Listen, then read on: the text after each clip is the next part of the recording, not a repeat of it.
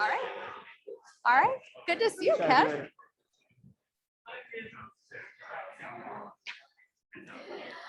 All right. If you want to take your seats, I think we're going to get started.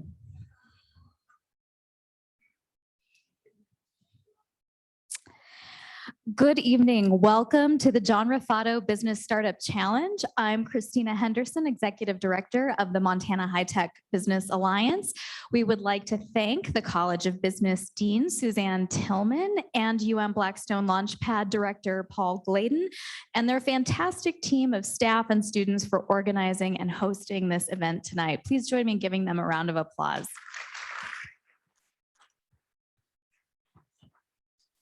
This year, our 8 teams of student entrepreneurs from across Montana are competing for $50,000 in prize money, thanks to our generous sponsors. Our title sponsors are Entra Marketing Group and the Missoula Economic Partnership. Thank you to Chris and Katie Ruff for their generous sponsorship, and to Grant Keir for continuing MEP's role in supporting the Startup Challenge. Give them a round of applause too, please.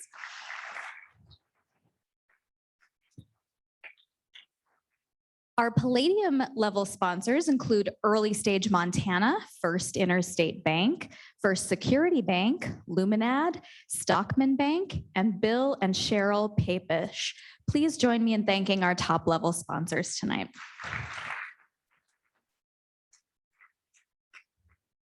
"2021 marks the 32nd year of this competition. Many former competitors have come back as judges, volunteers, and supporters. Former competitors who are judging or coaching today include Bjorn Nabosny of Big Sky Brewing. Raise your hand if you're here in the room. There's Bjorn. David Carlson, if you're here. And Zach Phelan. And here's Zach. All right. Thanks for coming back and inspiring our students today. Many of the student pitches featured in the Raffato Business Startup Challenge have become operating businesses. Entrepreneurs whose businesses emerged from the competition include Big Sky Brewing, Taco del Sol, 5 on Black, American Expedition Vehicles, Market on Front, GeoFly, Chilton Skis, Crepe Cuisine, Cowboy Cricket Farm, and Orbital Shift. This year, we received applications from 18 teams for the John Raffato Business Startup Challenge. Expert judges from around the state narrowed the field to 8 teams who have competed today. Our judges selected 4 teams to compete in the finals here tonight, and after hearing the final pitches, the judges will determine who gets our first place prize of $15,000. We would like you, the audience, to help us select the best elevator pitch of all 8 competitors and the People's Choice Award. After hearing all 8 pitches, you will vote by text with the corresponding letter of the team you prefer. Then we will hear all 4 finalists pitch, and you will again vote by text with the corresponding letter of the team you think is best among the 4 finalists. Judges, remember, you will be voting by survey in your email. Should you have any trouble with that, let Paul know, and he will help you out. All winners will be announced at the end of the evening. So let's hear the pitches. Good luck to all of the competitors tonight. Our official timer will stop you at 60 seconds. And where do they look for the timer? Back there to Paul. All right. All right, so let the pitches begin. Are they ready? Do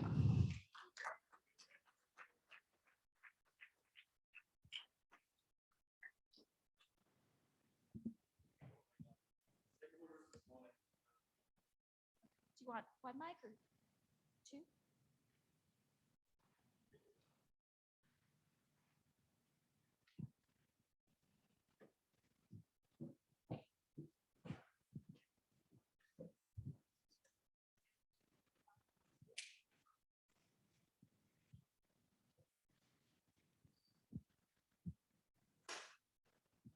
Are we all ready? Okay, cool. I'm Jordan. I'm with AZ Tech. Thousands of people go missing in America's wilderness every year. Search and rescue teams use drones to combat this. However, they're constantly running into limitations of these consumer drone platforms. The AZ Tech drone is being built from the ground up with real search and rescue input every step of the way. The AZ Tech drone is ideal for search operations for two main reasons. Has over an hour of flight time and has a portable modular design that can be vertically taken off and landed without the use of a runway. AZ Tech is helping search and rescue teams save lives. We're elevating the search in search and rescue. Next time you're lost in the woods, we'll find you. Thank you.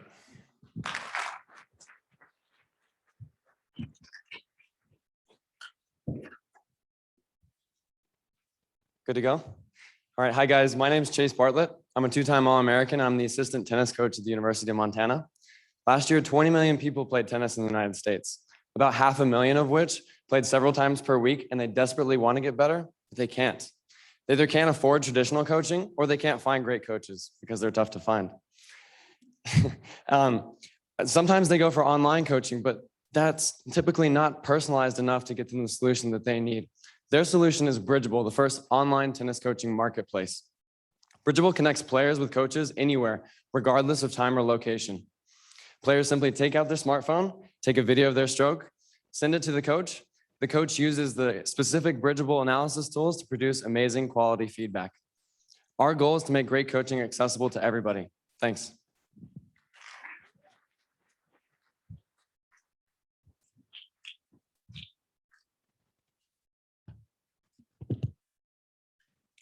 The video game industry is predicted to grow from $155 billion of revenue in 2020 to $260 billion of revenue in 2025.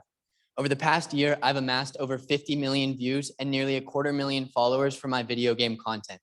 And now I'm capitalizing on this success as a video game content creator by diversifying my personal brand known as Kakuaje to also include adventure-style travel content, an e-commerce business, and regular speaking events at colleges around the country.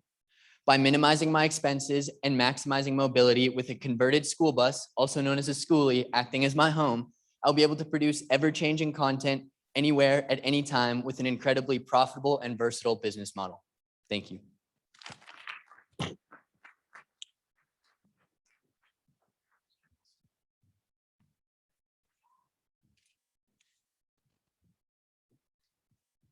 Orthopedic surgery and physical therapy remain on the cutting edge of science and technology, but the work patients have to do at home alone remains stagnant. In fact, less than 10% of patients realize a full return to sport or activity, and topics like mental health and nutrition are rarely addressed in the traditional recovery process until now. Physical provides a one-stop platform that will change the way people recover. By connecting users with offering different experiences of injuries and providing access to elite level recovery plans, video libraries, and telehealth communications, including mental health and nutrition, we can change the course of injury rehabilitation and the cycle of incomplete recoveries and ultimately reduce injury rates. Let's change the way we all recover with Physico.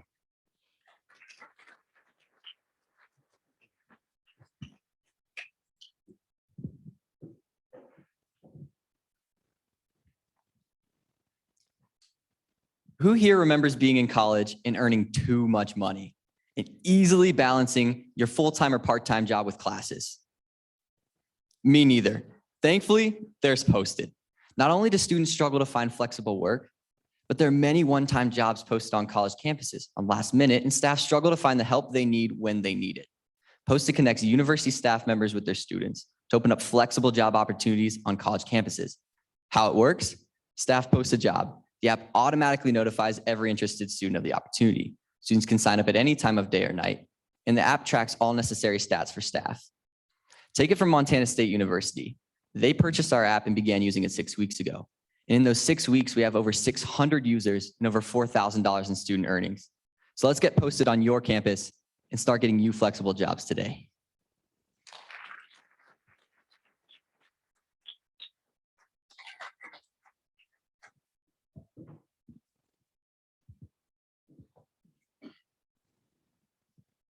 All right, hi everybody. My name is Charles Luther and my business partner and I are Red Patch Outdoors. During my time as a U.S. Marine Landing Support Specialist or Red Patcher, the gear that we used was modular and customizable. Being able to make your gear fit you and your mission could be the difference between life and death. In my many outdoor pursuits on the civilian side, I have found this gear rather lacking. Usually most of the companies in the industry focus on one specific item for one specific use, or they try to use the one size fits all model. As we all know, one size fits all fits nobody. The Red Patch Outdoor system is meant to alleviate that pain. Our gear is customizable, modular, and you can choose from a variety of different pouches that you can apply to your many outdoor pursuits. Red Patch Outdoors is bringing modular innovation to the outdoor space.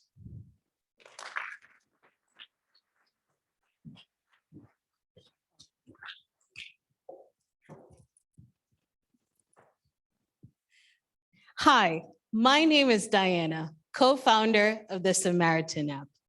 With the push of a button, the Samaritan app connects individuals with their friends, family, and neighbors if those individuals need non-life-threatening medical or mental health assistance, or if they just need help raking the leaves off their lawn or help with their groceries. This past summer, I was looking out my window when I noticed my elderly neighbor Rick fall while mowing his lawn. When Rick fell, it was clear to us that he couldn't get up unassisted. So my co-founder Bruce and I rushed over and helped Rick up and into his house. It was there that Rick let us know that he suffers from diabetes and his feet often fall asleep. All he needed to do was put them up to regain feeling to them. But what if we hadn't seen Rick fall? At Samaritan, or with Samaritan, Rick will be able to have access to a network of Samaritans just like you with the push of a button. Thank you.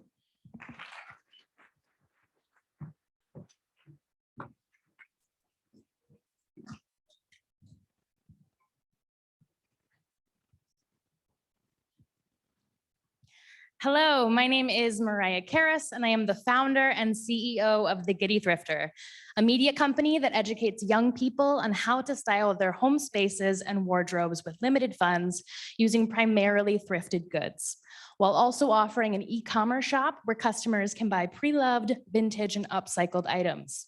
People love vintage goods, but oftentimes don't know how to style them. And people love beautiful interiors, but usually think that they're only available for large amounts of money. After designing my apartment with 90% thrifted goods, I realized that I could teach young people not only styling lessons, but smart consumerism, putting pre-loved goods before fast fashion and mass market home decor. I believe we can shop smart, style ourselves and our homes beautifully, and still put the environment first. The Giddy Thrifter, the new hub for all things thrift. Thank you.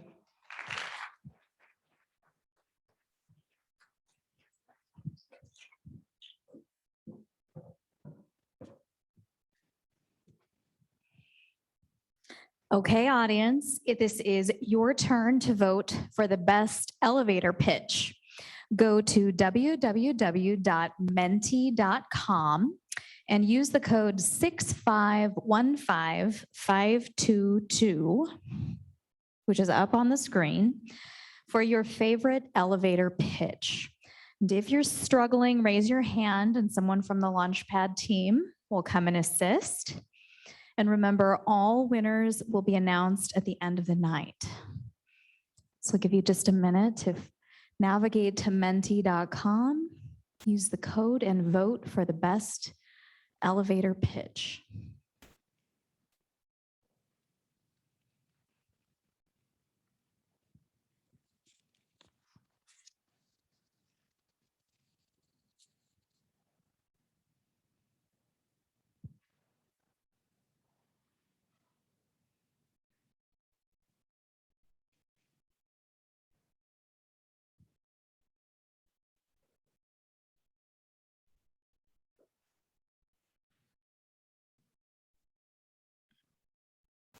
Okay, we would like to take a moment to thank more of our generous sponsors this evening. Our platinum sponsors are Blackfoot Communications. They graciously contributed a Grizz game ticket package and swag for our participants. Blackfoot also supports the Most Innovative Prize. Take Control Inc., Sterling CRC Real Estate Advisors, American Expedition Vehicles, a past JRBSC winner, Crowley Fleck Attorneys, Gianforte Family Foundation, and Gather Board. Please join me in thanking our platinum sponsors.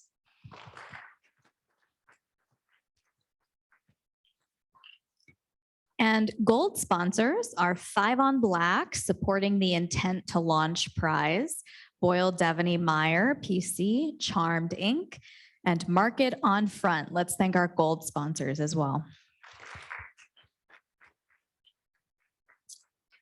Now, on to the 4 finalists. It's important to note all questions are to be asked by our professional judges, but audience members are invited to submit their questions. If you go to menti.com and use the code 8234-2681, you can submit your questions there. So same website, another code for audience members to submit questions. And now let's welcome our first of 4 finalists, Posted. Competitors will have 10 minutes to give their pitch. Our official timer will stop the presenter after 10 minutes. Then we will have 5 minutes of questions from our professional judges and through the audience members on menti.com. So good luck to all the finalists. And now Posted. Yeah.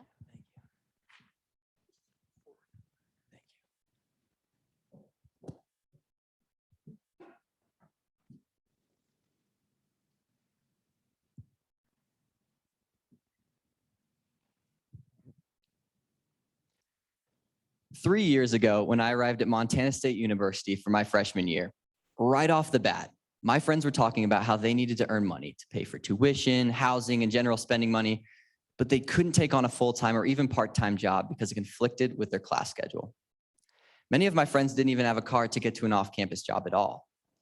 And I came to find out that due to an F1 visa rule, international students could only work for the university, and they were struggling to fund their time in the States. Now, at the same time, I heard from one of my professors in the College of Business about a one-time job that popped up on campus, and staff were struggling to find extra help for it. Turns out it was a problem all across campus, with one-time jobs popping up on short notice and staff struggling to find the help they needed when they needed it. My solution? Posted. One platform that connects the university staff with their students, where students can find flexible work that fits their class schedule without ever committing to more than a few hours of work at a time, and where staff can find the help they need when they need it. How it works, staff post a job on the app. The app automatically notifies every interested student on campus. Students can sign up for the jobs at any time of day or night, and the app goes on to track all necessary information for the students, including job signups, current paperwork status in the university, and even enables in-app communication. So I know what you may be thinking, just another job posting app. But I'm going to show you why our product is so valuable that Montana State University has already purchased it. And we have over 600 users in just 6 weeks.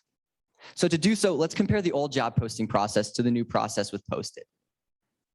When I was a freshman, MSU had a football game in the fall, and as it does in Montana, it snowed just a few days before the game. So the university had to remove all the snow from the stadium in just a few days. And they were scrambling to find extra help to do so. So they sent a generic email to students. Most students just clicked right through that email, and many, including myself, never even received it. Students who did receive the email and were interested responded with an email asking for more details. The next day, when staff returned to the office, they responded with those job details. Students who were still interested in the job signed up. Then it was up to the staff to track who was signed up for what job and get their contact information and track their current paperwork status. It was a nightmare. With Posted, the staff can post a job on the app, and the app automatically notifies every interested student on campus. Then students can immediately see all the job's information and sign up at any time of day or night, not only when the staff are in the office to respond with an email.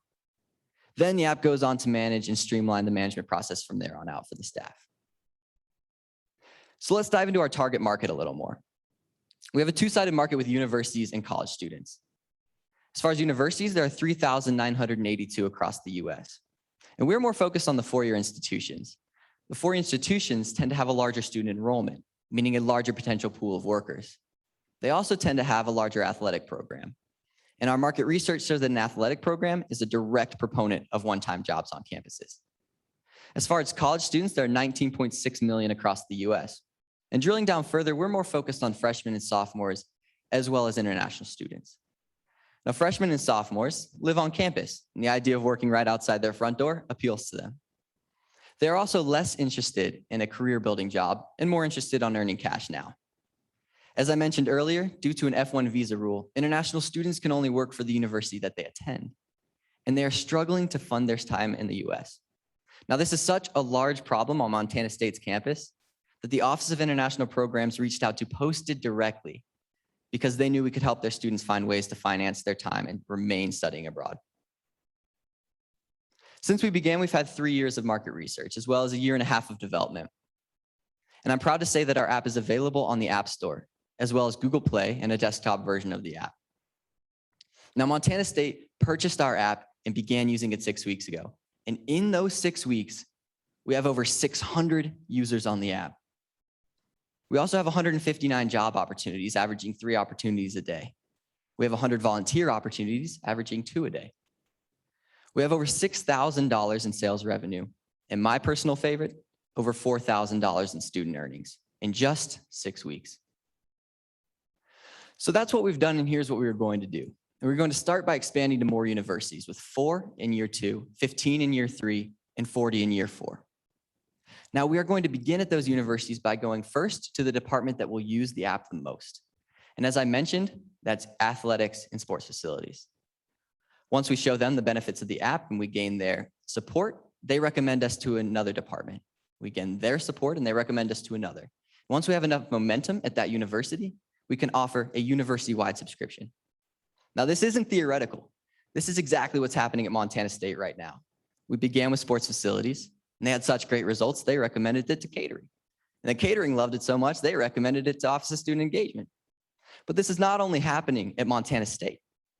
Just today, I was introduced to the University of Montana from Montana State, and I spent our lunch break meeting with someone in operations at U of M.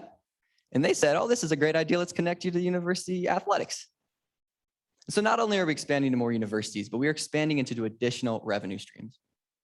Our current revenue stream is a one-time subscription fee, an annual subscription fee paid by the university that we get to from the process I just explained.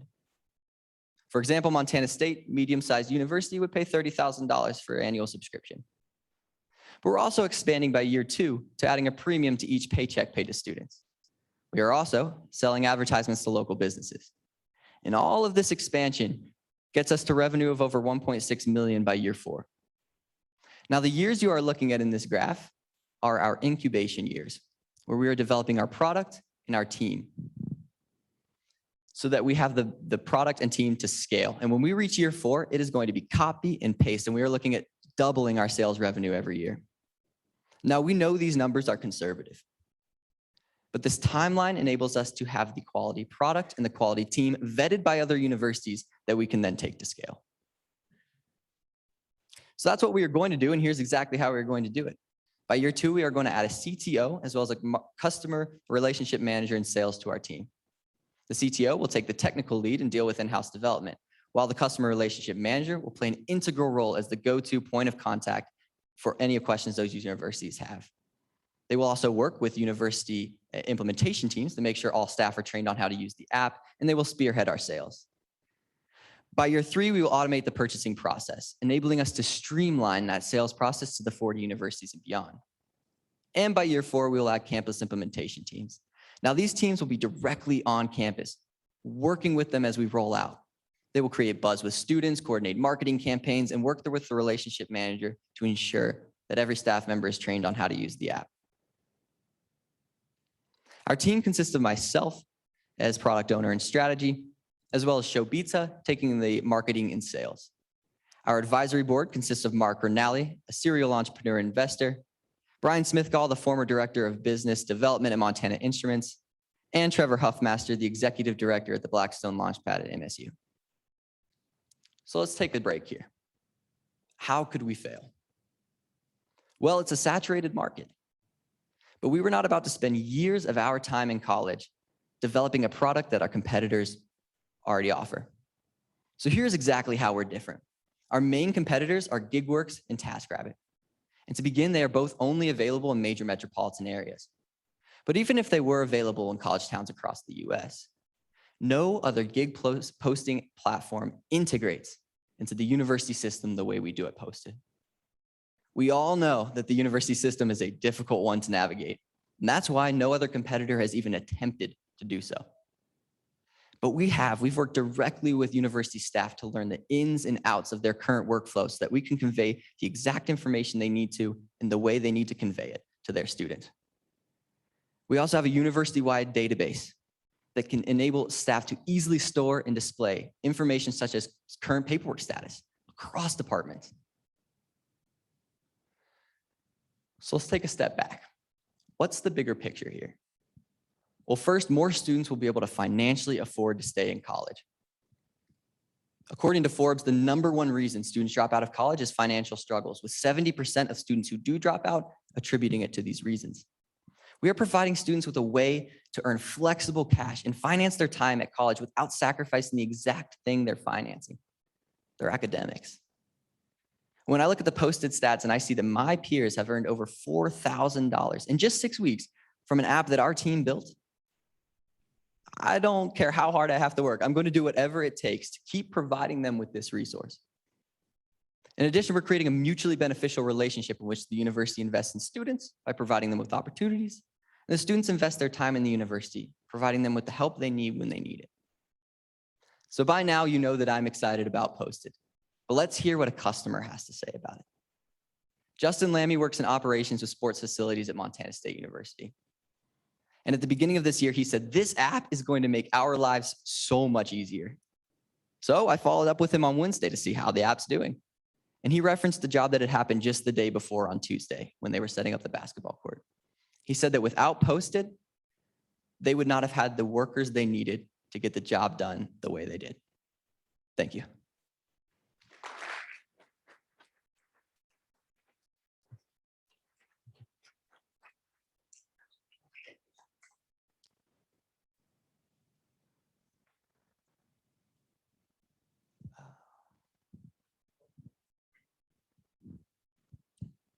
Okay, Michael, great job. Thank you. First of all, congratulations, you've already sold one, and that's pretty cool. You've got real user data, and that's Thank you. excellent. So I have 2 questions for you. One is, for clarification, you say it's an annual subscription, or is it one time? Yes, annual Okay, so subscription annual fee, one and subscription, done. annual renewal. Perfect. And how do the people get paid who tracks compliance for tax and reporting issues? Absolutely. So the students are not an employee of Posted Software. They are always an employee of the university. So the university posts a job, it tells the students what paperwork they need to turn out and where to turn it in. And then the student turns in that paperwork before their first job. Then they never have to turn in paperwork again for the rest of the year. And the university tracks that, they deal with taxes and everything there. Yes. This seems like an awesome concept. I just have a question in terms of, on a high level, it seems a little bit unilateral for a student to just kind of go and pick whatever they want to do. Is there any kind of qualification practice in place to vet for safety purposes or things like that, or a rating system that the university can place back on that student for future jobs? Thank you. So currently, those features will be added in version 2. Right now, what they're doing for safety is they're putting it in the job description. Hey, please only do this job if you're able to lift over 50 pounds. But the jobs that they're posting right now are pretty basic, and they need this help so bad that they are willing to take as many people as will sign up. But by year 2, we want, and version 2, could even become before year 2, we want to add a star rating. So after the student does a job, if they did it well, maybe they didn't show up, they'll get a 0 stars. If they did it well, they get 3 stars. And then the staff can say, you can only get this job if you meet 3 stars, and it'll automatically incorporate into the app. But that's a way to kind of vet students to say, you know, if this isn't for you. And we're also thinking about adding badges of, I'm interested in this job. I have the physical ability to lift a court removal, say, and then it matches you up with jobs like that. But that's version 2, and currently they just add it in the job description. Can you expand a little bit on your onboarding process as you bring on those additional universities as it relates to the time and the cost that you're anticipating? Absolutely. So right now, we are, as I mentioned, beginning by going to the department that will use it the most. That's athletics and sports facilities. And then we gain their approval and they recommend it to another department. And as far as timeline goes, we got introduced to the University of Montana from Montana State 3 days ago. I believe it was Wednesday. And we met with them today and they were so excited about it. They already are connecting us to athletics. And so the process is fairly quick on that turnaround. And as you saw, our numbers are 4 in year 2. And that number is there so that we can meet with those universities and cater the product to them. And in that process, we will learn what features are universal and what features require a little more catering for the university. And that'll enable us to streamline that process as we move to more. But we're excited at the fact that the process is moving faster than we thought. And today they mentioned almost a direct quote, you can go to any university and the operations are going to be the same. And we compared the HR process here at U of M to the HR process at the Montana State, very similar. And so we should be able to integrate easily with the knowledge we have over the past few years working with MSU.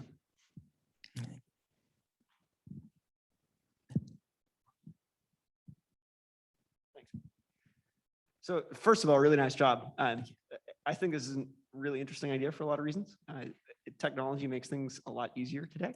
And there are about 200 million ideas I can think of that are really targeted. You picked one that is obviously very scalable and not particularly difficult to build. I'm curious what you're building it with. Absolutely. Are you familiar with, so I'm building with low code. If you're familiar with low code, a very powerful tool, up and coming. For those of you who don't know what low code is, it combines, for lack of better words, hard coding with phrases, much more intuitive. So I actually didn't have a computer science background at all coming into this, but when I found out of it, or had this idea my freshman year, it was just too good to not pursue. And so I taught myself how to use this low code and develop the app. And the platform that we're using, what excites me about it, not only was it intuitive and made it a possibility for me to build it, but the scalability and its performance. We can host tens of thousands of concurrent users, meaning maybe 500, 600,000 users just to get to that. And so it's powerful, and hopefully that started to answer your question of what I used. Yeah, I mean, that's really smart. Thank you.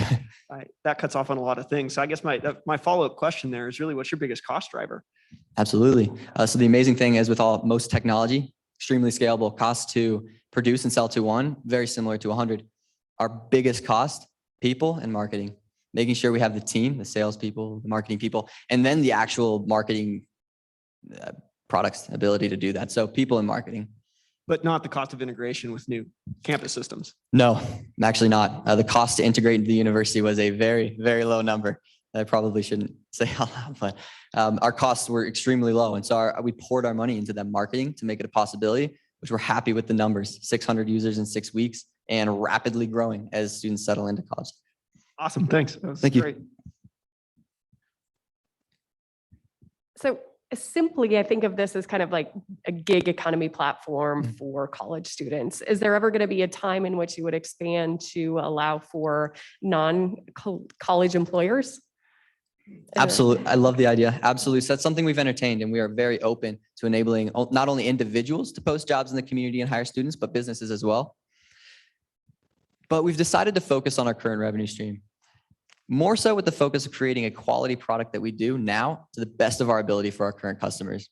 And we're really focusing on selling those university subscription fees, because we could pour quite a bit of time and money into building it out to enable individuals to post, or we could go to one university, get several thousand users in a $35,000 one-time pay. And so we're really pouring our resources now into doing what we do to the best of our ability, but absolutely open to the idea of enabling community members to post.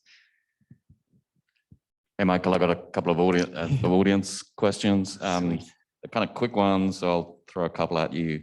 Kind of mean or median kind of pay rates. So what's the average rates? And at a campus like MSU, and you can give us student numbers, sort of roughly how many jobs are you sort of seeing on a semester basis, or whatever metric you're using? Absolutely. So a whole bunch there. I love that question. So the job pay rates vary a ton. We have at 16 an hour, we have down to 12 an hour. And so obviously those $16 an hour jobs fill up right away. Those $12 an hour jobs still get signups. The reason being, the student's not committing to more than a few hours of work. So the trade-off of $2, $3 an hour is worth it to them to only work a few hours of commitment.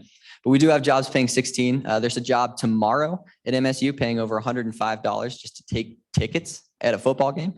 We maxed out that job. Students are loving that one. But we see a direct tie to the pay and the number of students using it. As far as jobs and filling it, for example, we had maybe 6 jobs posted this week. Each one we probably had a total of about 50 job opportunities this week from those 5 jobs. We filled up one. Last I checked, one was 1 person away from filling up. Another was 1 person away from filling up. So that's increasing exponentially as students settle into college and realize that going out on the weekends is getting expensive. So Awesome. That's our time for questions. So thank you, Michael. thank you. Back to Christine.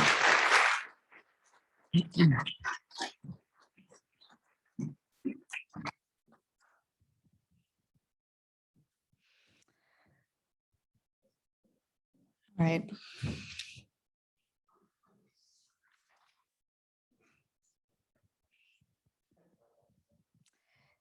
Now we will have our second finalist, Bridgeable.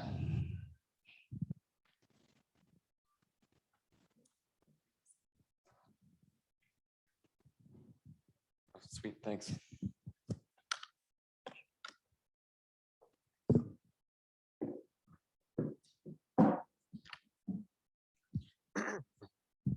Hey guys, it's great to meet you. My name is Chase Bartlett. I am the CEO of Bridgeable, the first online tennis coaching marketplace. I'm also the assistant tennis coach at the University of Montana. I've been coaching for about 5 years now. And over that course of 5 years, I've gotten to work with a lot of different players, from beginner to intermediate to even nationally ranked players. And through those experiences, I've come to know one particular kind of player and start to understand the challenges that he faces in terms of the roadblocks to getting better. So I've put that together in a customer profile, and we're going to call this guy Matthew. So Matthew's from Montana. He's been playing for a couple of years now. And when he first started playing tennis, he was self-taught. For him, that meant going to YouTube and watching generalized videos on how to hold a continental grip on the serve or how to get pronation and on his serve as well. So right now, Matthew plays about 5 to 10 hours per week, and he's an intermediate level player. More than anything though, Matthew wants to get better. However, Matthew's got a few big problems. The first problem is that Matthew's stuck, and he has been for about a year now. Matthew doesn't know what he needs to do in order to get to that next level. The second problem Matthew has is that he can't access or afford great coaches. Great coaches are really hard to come by, especially in states like Montana, where there might only be 10 great coaches, and one of them might be in front of you right now. So what does Matthew do? Matthew goes back to the online coaching, right? So he goes back to YouTube and spends hours searching through basically an encyclopedia of information. The problem is that this information typically isn't specific enough to give Matthew the answers to the problems and the questions that he has. Matthew's solution is Bridgeable, the first online tennis coaching marketplace.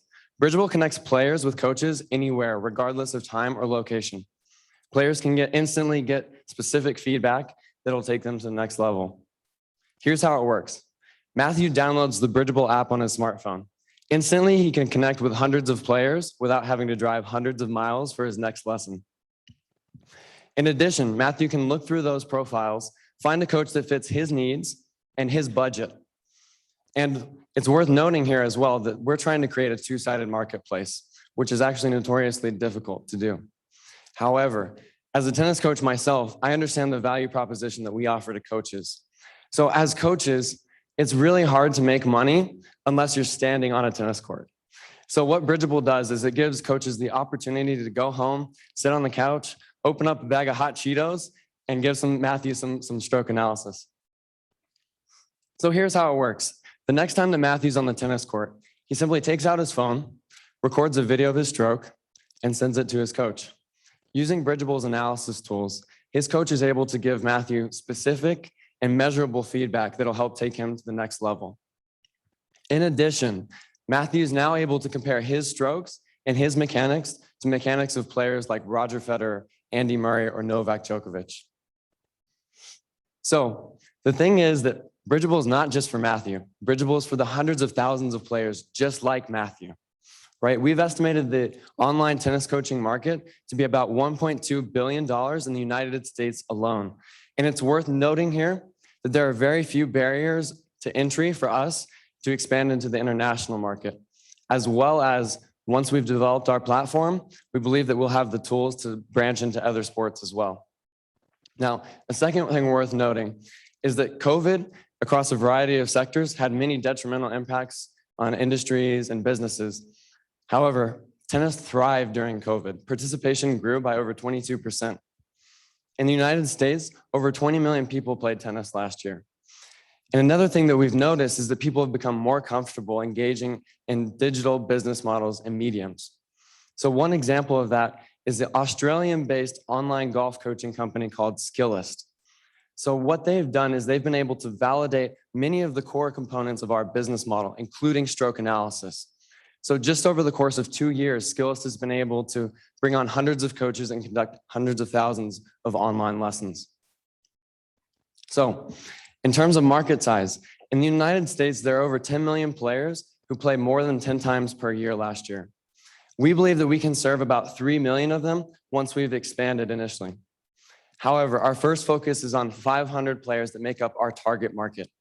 These 500 players are composed of primarily 2 groups. The first group is adult league players, and the second group is high school players. The reason we've chose to start with these players is because both of them are traditionally underserved and undercoached, right? On high school teams, you might have up to 60 players on varsity and junior varsity, but only 2 or 3 coaches. So that's where we plan to start. And we plan to reach our first 100 customers by going to where the online coaching is already happening right now. So on social media platforms like Reddit, Facebook, and Instagram, players are actually taking videos of their swings and submitting them for advice and feedback. So we plan to infiltrate those communities by developing a relationship through them with them through direct message and by producing native content, like producing native coaching analysis and showing them that they can go to Bridgeable to get more specific feedback. The second aspect of our go-to-market plan is that we plan to offer our app, once it's developed, for free to high school coaches. The reason we're doing this is because once the high school coaches download the app, their players will download it to use it with them. And once their players download it, we believe that they'll see the value in seeing hundreds of coaches that are instantly within their fingertips. So here's why Preston and I are the people who are going to build this for this many people. I'm an All-American tennis player. I was ranked top 50 in the country as a junior. And over the course of my coaching career, I've been able to work with lots of players and develop a network and a relationship with thousands of coaches as well. This has given me an understanding of the game and what it takes to truly get better. In addition, Preston is a senior data scientist and has experience delivering highly technical solutions in professional settings. We believe that together, we have what it takes to build something that's going to change the realm of online coaching. So with that, I've told you what makes us unique. I'm going to hand it over to Preston to tell you what makes Bridgeable unique. Oh, you have a mic. Sorry. Okay, thanks, Chase. So what's really exciting and unique about Bridgeable is that Bridgeable offers the best of what is currently available in terms of traditional in-person coaching and what's available online. When we think about traditional in-person tennis instruction, a lot of times this happens at places like country clubs or tennis academies that are fairly exclusive and fairly expensive. You can expect an hour-long tennis lesson at a country club to be around $60 to $75. You also have to work within their schedule constraints, but you do have the opportunity to have some really good instruction and really advance your game in a fairly efficient way. When you look at what's available online, as Chase mentioned in the example of Matthew, a lot of players are out there looking at social media, going onto YouTube, trying to find these kind of free solutions that can help them incrementally improve their game. But what we see is that they tend to run into a barrier that they can't find the solution that matches their exact problem. So what Bridgeable offers is a price point that's intermediate between what you might expect at a traditional tennis instruction facility and what is currently more freely available online. But we're able to cater to players anytime, any place, while still providing a high level of quality in the feedback that they're getting that's specific to their game. So right now, our business model, as Chase mentioned, we are trying to develop a platform an advanced website and app interface where we do not plan to actually charge for that app. We believe that by providing this service out there for free for people to sign on will allow for us to potentially scale more rapidly in the future and also eliminate some barriers to entry to onboarding coaches and players. So right now, our model is a 25% commission on every coaching sale. We're currently offering 2 products. One would be a $40 single lesson. And what that looks like is basically a 5 to 7 minute video analysis of your swing with some bullets and drills that can help you advance your game. We also offer a $199 monthly subscription where a player would be able to get into the app and receive coaching on essentially an unlimited basis if they renew their monthly subscription. Eventually, what we plan to do is create a competitive marketplace for coaches to set their own price and their own offerings. So players can come in and find the right coach for them that offers the service that they're looking for at a price point that falls within their budget. So looking at a couple of options of what this could mean in terms of financial projections, we're showing 2 models here. One would be a bootstrap model that shows rather modest growth for the first few years until year 3 when we're able to raise enough capital to develop our own more advanced app and platform to start growing more rapidly. The second one we're calling a VC model, but really here the assumption is that in year 2, we're able to get a capital infusion that allows us to build a highly functioning platform and start growing more rapidly into years 3 and 4. At the end of year 4 for our VC model, we're projecting roughly $5 million in net income, and this equates to 8,400 players that are subscribed to the $200 a month subscription. And we're also planning to maintain a ratio of roughly 20 players to 1 coach. And with that, I'll throw it back to Chase. Thanks, Preston. So over the past couple of months, we've been able to achieve some really cool milestones. In April, we incorporated, so founded our company. And since then, we've brought on 8 coaches, and we've actually gone from 0 to 1, bringing on our first paying customer.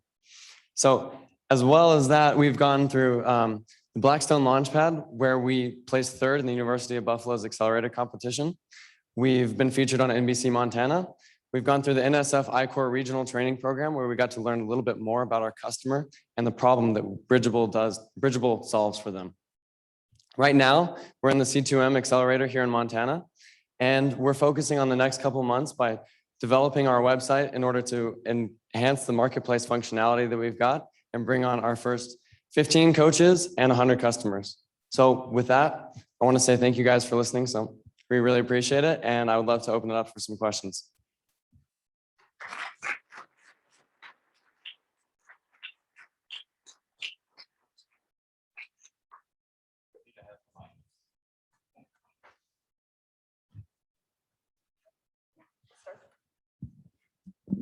So can you explain to me a little bit more about why you're starting with the $199 subscription and then going to the way that coaches will set their own prices? How did that come about? Yeah, absolutely. So right now, what we've got is I developed a website on my own, and it doesn't have the exact functionality that we'd like to have in a marketplace. So essentially all I can do right now is I've brought on coaches that I know, and what I can do is bundle them under one price, which makes it really simple and is essentially all that I can offer at the moment before we develop a more advanced website or app. But the goal eventually is obviously to offer coaches the ability to set their price at a price point that works for them, it makes sense, and is perfect for the customer as well. Okay, thank you. Thanks. All right, so when you're working towards, probably raising some VC money to do this thing for real, you've got a lot of advanced features that you're trying to build. Can you explain what your sort of intermediate play is? What does that sort of website that enables this coach to coachee sort of experience look like in the meantime? Yeah, so that's a great question. And right now we're planning to have a website that includes the coaching analysis tools that we mentioned earlier. So I'm not sure if I can go back. I think I'll leave this on, but there's a slide that shows the coaching features and the analysis tools that we need to really make Bridgeable a success. And what that looks like is basically drawing on a screen, recording over it, and being able to tell the player exactly what they're doing at that moment and show them what a professional player looks like as well.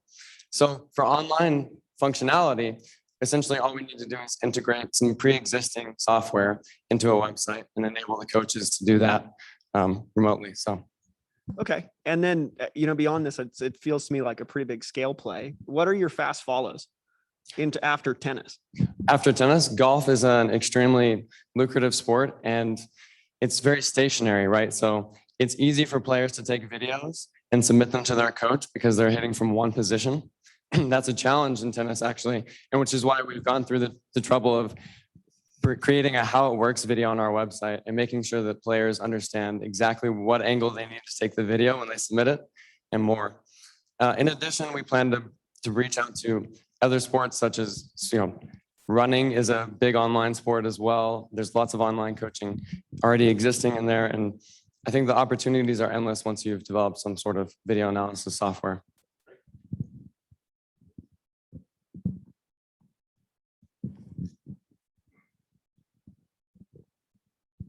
Right now, you said that you had coaches that you knew and that they were doing the lessons.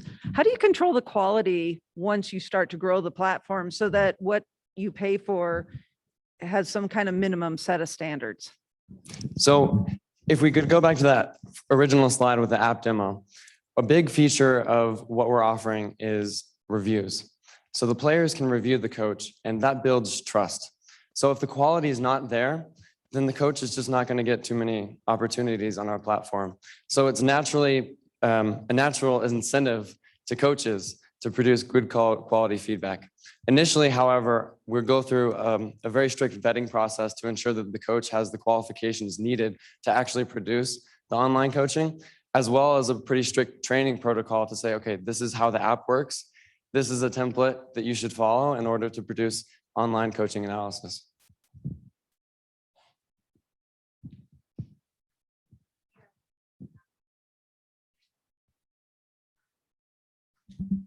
I just have a question on the commission part of it and how you're getting paid. Is that only on revenue coming from paying customers, or are coaches paying to be part of this platform to be put in front of customers as well?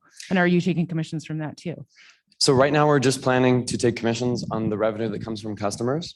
And I think Preston touched on this briefly, but we're actually not planning to charge for the application at all.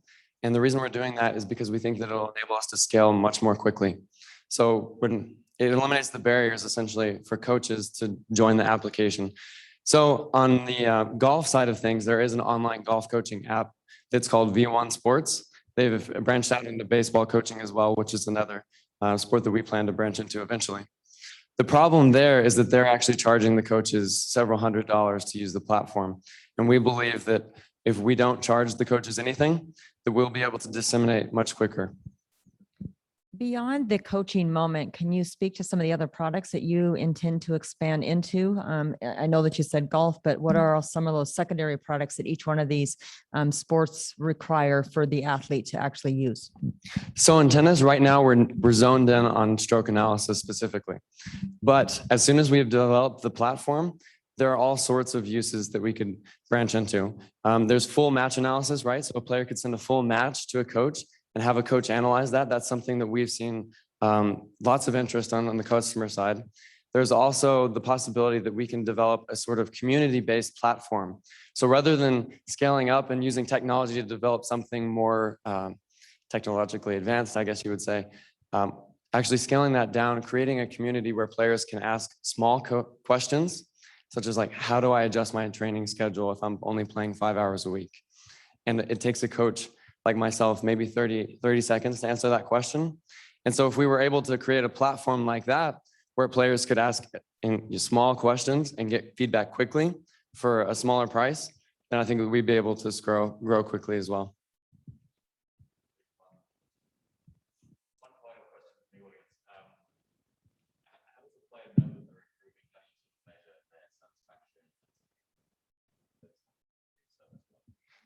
So currently, we're planning on offering a sample lesson on our video. That's what I'm planning to work on next week, is to add a sample video analysis lesson so that the player can actually see what's occurring and what it is that they're purchasing before they purchase it. That's a big component of our app as well. So we want to enable coaches to post videos that they've already created in order to kind of express what it is that the customer will be purchasing. Awesome.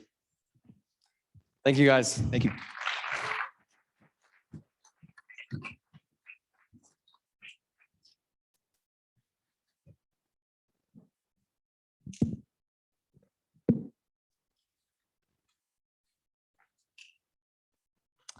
Let's welcome our third finalist, Red Patch Outdoors.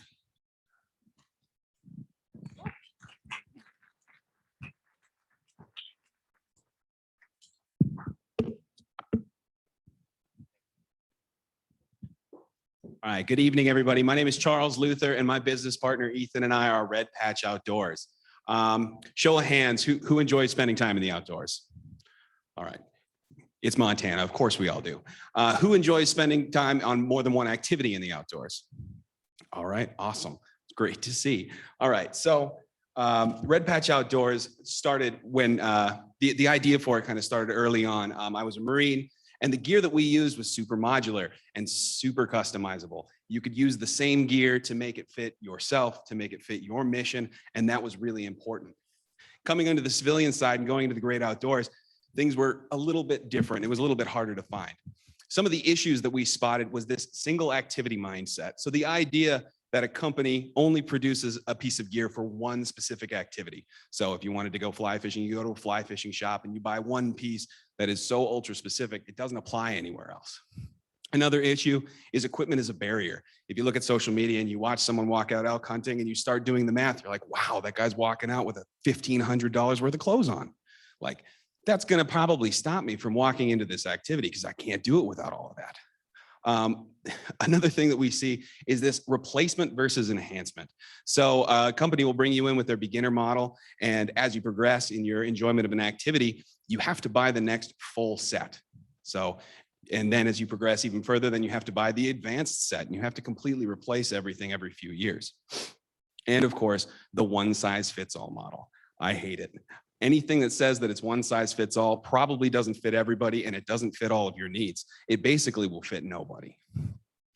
So our solution is to use that same system that the military uses. It's called MOLLE, and it's a system of interwoven straps that allow you to attach and detach pouches depending on your specific needs. So this system is ultra customizable and very modular. And just by you having a vast different variety of pouches, you can apply them to whatever you're going to be doing in the outdoors. We see this as a base to build on also. People who are just moving into the industry and just getting into a lot of these outdoor activities, they can start small. You can start with just the base and just a binocular pouch, and then slowly but surely add as your needs grow and as you add more activities. It reduces compromise and it increases efficiency as well. If you've ever gone into the outdoors with a day pack on and it was half empty and you don't know why you're carrying this giant day pack, this is the system for you. The same if you've ever had to leave things at home because you didn't have enough space. You add one more pouch and you finally have that room. And another thing is growing together with our customer base. So as we move along, we want to keep adding more activities and adding more options. We want to break away from hunting, fishing, and hiking and move into snow sports, move into different things because this is Montana. Everybody loves being outside, but we don't necessarily all love doing the same things. So our go-to-market strategy is primarily our website, which just launched on September 25th, and we are extremely proud of that. It was a big undertaking, and we've had a lot of really good positive response. We've had a few initial sales, and it's been going incredibly. Our main marketing is our social media. So we're using that for our advertising, for customer discovery, for reaching out to people, and just showing them who we are and what this system can do. Another thing that we do is we sponsor a podcast that my business partner and I run called the Use What You Got podcast. And that's directed at early entry hunters, late onset hunters, people who didn't grow up doing it, who just want to get a little bit of information. We're also hunting mentors for the state of Montana for newhunter.org. So we have a lot of exposure to people who are just getting new into this industry. Another option that we've explored recently is branching out into the local market. So we often get the question of, are you going to go into a Walmart? Are you going to go into a Cabela's? Like, no, that's not our business model. That's not really who we are. We're a small Montana shop, and we want to support those other small Montana shops. Right now, our goal is to get one of our smaller MVPs, one of our much higher profit margin pieces into these local shops and start getting our name out there. start working with these people who can expose their customers to us and to our brand. So our target markets are all of you, multi-activity outdoors people, people who do more than one thing and they want a system that will serve all of those different things. Another great group that we like to talk about is veterans. My business partner and I go to a lot of 3D archery competitions, and more than once I've had someone point at me from across the room and say, "Hey, you stop. What is that? Where did you get that?" Because they recognize this system. They've used it in the field for years. They trust it and they understand it. Another group is high durability needs. My business partner is a great example of that. He shreds his gear in any given season. He's really tough on it. He works in does a lot of really heavy hunting and a lot of really, really rough terrain. And this gear is made to last. It's made out of 1000D Cordura, which is cut proof, rip proof, slightly water resistant. And it's sourced in the USA. A lot of the gear, the raw materials are berry compliant and mil spec as well. And then lastly is the newcomers to the outdoor space.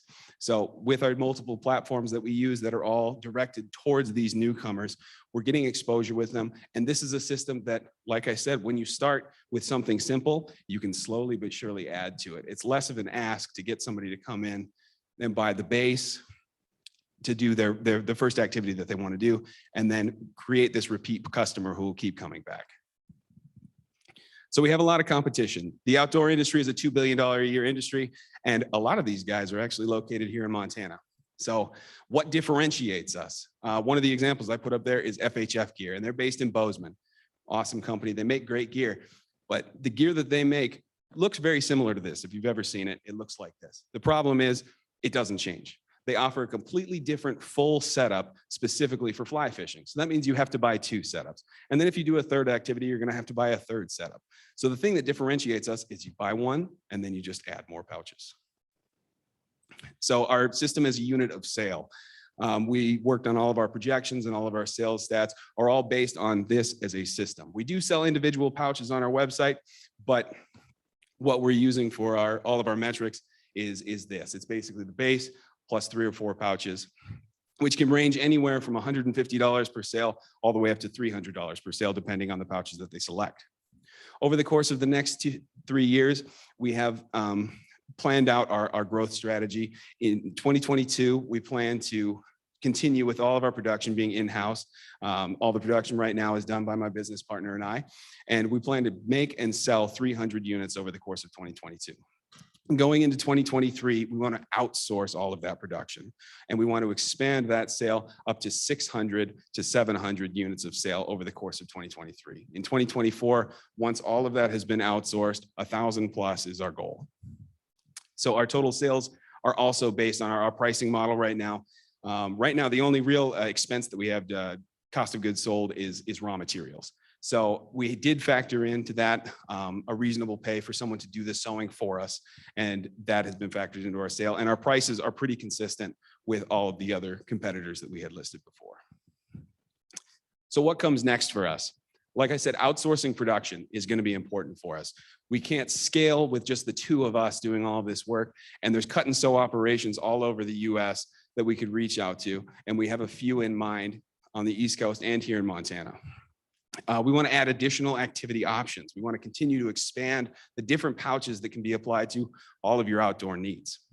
And we want to do a little bit of a change to our in-house work. Right now, we're doing all of the production, and we want to keep design in-house, but we also want to add working with thermoplastics for making holsters, because that's one thing that a lot of people have asked is, does your system have a holster? So that's the next thing we want to branch into. And also doing a much more aggressive advertising campaign. Right now, we're just using our social media for advertising, and we've had a lot of good feedback, but we would like to expand that quite a bit. So we will be hitting social media advertising quite a bit more. But as everybody saw, social media went down, and I think it blew a lot of people's heads a few days ago. So we also want to incorporate a little bit of traditional advertising, as well as our work with local retailers.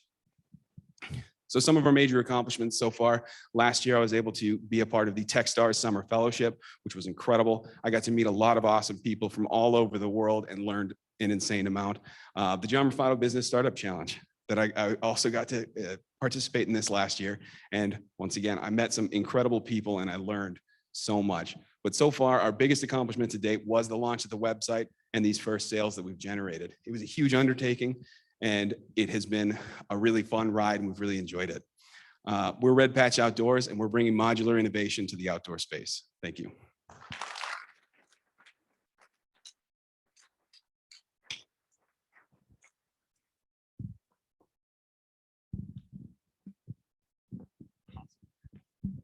All right, so first off, nice work, because you just nailed like the biggest thing that I've ever wanted in my life, which is a modular bino harness. Is that a call pouch behind the bino harness?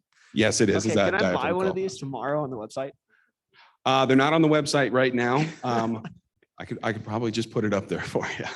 But, I'll give you my card, and if you email me, I can get one sent. I mean, seriously, like that's a genius thing. The number of calls I've dropped this season is enough that I'm actually looking at how to buy calls in bulk, so I don't have to buy them at the like individual cost. They just get left in the woods. So this call pouch, and also we make a magnetic bugle tube holder. Oh man, for stealing all my ideas. So that's for hands-free. You bugle, something comes running through Yeah, the you just woods, put you it gotta right set back. it down quick. You don't want to lose your bugle tube. So this and that bugle tube holder are the two MVPs that we're pushing in some of these local shops, and they're going to be hitting our website, I think, at the end of October. All right, that's brilliant. I want one. So I have two questions. Okay. So the first is like one that's primarily hunting related, but Mm-hmm. everyone is a nerd about camo, and you really want something that matches your camo pattern. That Oh, seems to be something that people care a lot about. Is that something that you guys have looked into? What does it take to actually work with various manufacturers like Sitka, for instance, to match their Optifade, or with Kuiu to do one of their patterns? Is that something that you've talked to anyone about? Is it possible? We've looked into it a little bit. For the most part, right now, what we're using is a multicam is our camouflage option, because that's open source, basically ubiquitous. It's a licensing agreement that you have to go into with Sitka or First Light or Kuiu, and they're very, very selective with that. So before we would get into the subalpine or Optifade, we would want to build a name that we'd actually be able to walk in with a little bit of negotiating power. Right. I imagine that's a fun process to navigate. I'm just curious. Really, my bigger question is, when you expand to other things, like the biggest thing for me as an outdoors person is backpacks. Mhm. I have a backpack for everything, and it drives me nuts. Oh, yeah. But the Kuiu system that I have is pretty sweet, because I can take a gigantic backpack and attach it to it, or use the small one, which is really awesome. But backpack like frame science is a pretty big sort of deal. And some of these companies like Mystery Ranch really pride themselves on having figured out how to carry really heavy stuff really comfortably. Or Exo is another really good one, right? Oh, yeah. So like, what is it? What are the ways you're thinking about approaching that particular product? Is that something that you could work with a company, for instance, to do? The modular system is the way. And Mhm. when you apply it to like backcountry skiing, you make a waterproof one, you have something that wins everywhere. Definitely. Yeah. Eventually we would like to get into backpacks, and that would definitely be a great option to start working with somebody else. Right now, our closest thing to a backpack option is we make a water bladder pack, and it is also covered with MOLLE, so you can add larger and larger pouches onto it. So it turns it into a little bit of a day pack. So that's definitely on down the line. Right now I use a Mystery Ranch pack, and I pull the pouches off of here and attach it all over there. So that our system will work with anything that also has MOLLE attached to it. So Awesome. Those weren't exactly business questions. I just think they're awesome. thank you. Hi there. Great concept. I love it. One question I had kind of dovetails into the backpack side of things. When I'm out chasing elk around the woods, I always carry game bags with me, my knives, a little bit of food, some water. Basically just need kind of a rectangular overall bag that I can carry all that stuff in there. So if you could integrate that with your system, I think it's a major win all the way around. And all of your components on your chest are fantastic.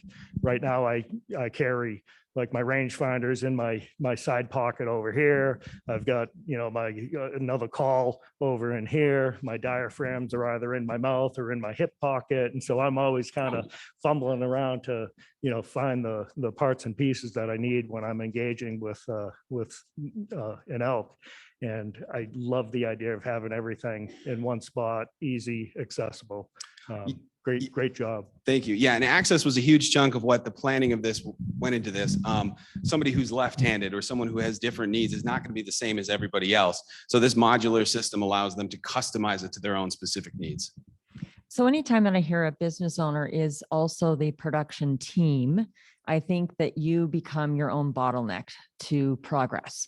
So can you share a little bit about how quickly you're going to remove yourself and your business owner from the role of being the sowers and producers of the product to actually being the promoter and advancer of the business? So our plan right now, we have a few local people who are lined up to do some contract sewing for us. And that's how we're going to reach that 300 goal for next year. After that, we do want to outsource all of this production to a cut and sew operation. So we want to engineer ourselves out of the production side. I still like having a little hand in the design, but that production definitely needs to move away from us because the two of us need to be out there selling this company, selling this system, and selling people on us. And that's part of the reason that I brought on my business partner is because he's one of those people who can just sell. So Kind of to piggyback on that. So you're going to outsource production, and you don't want to be available at the big box guys, just local retailers, right? Is that only in Montana, or do you have other markets in mind and how are you going to identify those local retailers in other markets? So the bulk of our sales is going to be through the website. And the reason that we chose the retailers that we did is because we both have already existing personal relationships with them. And they're the people who sell to us. And we watch those people give, tons of people who walk through the door advice. And we want those to be the people who are getting our brand out there and getting our name out there. And the plan is to just start here and see how that demand goes. Like I said, it's going to be smaller pieces. It's going to be the things that are easier to produce and that have a much higher profit margin already programmed in. But yeah, the plan is to eventually grow in that direction as well. I have a fantastic question from the audience. Have you considered going into the maternity market because parents who want customizable carriers for their baby, bottle, smartphone? I have not considered that. However, I do have two small boys and we love to hike, and I switch out all of these pouches. I stick on a couple that have zippers. One is filled with diapers and wipes and the other is filled with granola bars. So awesome. That's all we have time for. Thanks, Charles. Thank you.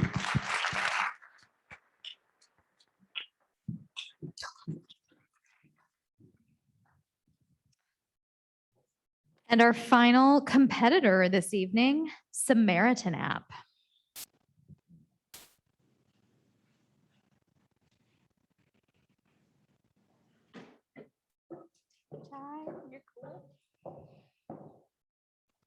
Thank you very much. Thank you. This dress has pockets, so it's super convenient for my mask. Hi there. My name is Diana, founder of the Samaritan App. With the push of a button, the Samaritan App connects individuals with their friends, family, and neighbors. If those individuals need non-life-threatening medical assistance or mental health assistance, or if they just need help with regular chores around the house. Did you know that the average ride in an ambulance to the ER is $1,200, and that of a caregiver is $25 per hour? For most Americans requiring temporary help in a crisis, these charges are cost prohibitive and often lead to a poor quality of life and crippling medical debt. This was the case with my neighbor, Rick. Now, if you've been here all day, help me tell the story. My neighbor, Rick, one day I saw him fall while he was mowing his lawn. We rushed over and helped Rick up and into his house. And then Rick let us know that he suffers from diabetes and his feet often fall asleep. He just needed to put them up to restore feeling to them. In the past, Rick has had to call an ambulance and, in his words, gotten the most expensive walk back to his house ever. But what if we hadn't seen Rick fall? At Samaritan, we're creating an app that connects individuals who need non-life-threatening assistance with their friends, family, and neighbors for the help that they need. And it's not always only Rick. I don't have Rick only as my story. Bruce, my co-founder, and I always seem to live next to people who need help. Whether it was our downstairs neighbor, James, who needed help weekly with the trash, or my upstairs neighbor, Judith, whose dog I walked for an entire year. We created Samaritan exactly for situations like this. But let's go back to Rick. Imagine Rick in this situation would just sign up for the Samaritan app, and he'd be able to invite anyone he wanted to his pod. That could be me and my co-founder Bruce as his immediate neighbors, or he could also invite his daughter who lives out in Chicago to join his pod, because maybe his daughter just wants to know when he uses the app and be alerted, or just to know that her dad is being taken care of. But what if Rick is new to the area? We have created a geolocation technology that allows a request to be sent out as a wide net, just as it would for the Nextdoor app, and request help from everyone around you based on availability and proximity. So whether Rick was on his phone requesting help with his groceries, or he was talking into his watch, or he pressed the button on his pendant to request for help, everyone in his pod would be able to see that Rick needed help and immediately either accept or decline his request.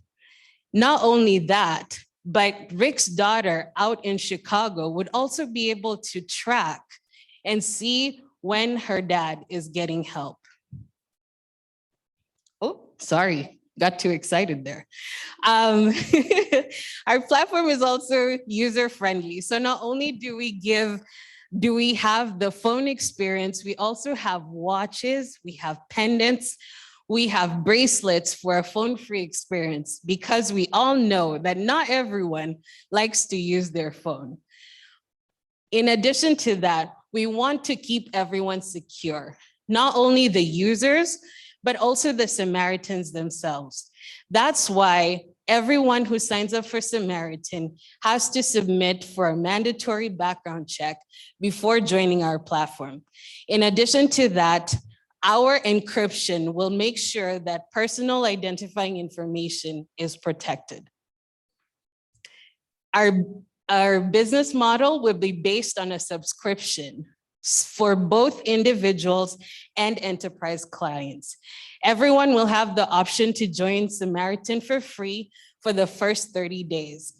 This trial period removes the barrier to entry that we recognized with our early adopters, and also awards Samaritans for their service. After that, they can go ahead and upgrade to Samaritan Basic at $15 per month, or all the way up to Samaritan Gear that will include all of that proprietary gear. Our enterprise clients will also have the option to sign up for Samaritan for a flat annual fee, starting at $2,500 for up to 5 users, and all the way to $40,000 plus. We will offer all our enterprise users the option to get a white labeled service.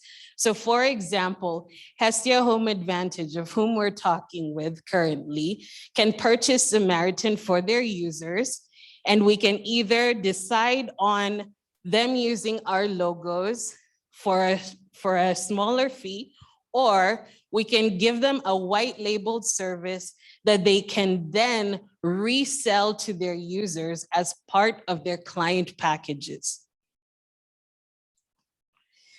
In Montana, our pilot state, we're partnering with veteran organizations such as the Underwater Soldiers out in the Flathead Lake, as well as the Veteran Support Network here in Missoula to create our first military network. In addition to these veteran outreaches that we're doing, we're partnering with the Missoula Aging Services as well as Hestia Home Service to create patient caregiver links and give us a stake in the 96 million hours of unpaid care that Montana caregivers and family members have been afforded or give continuously each year.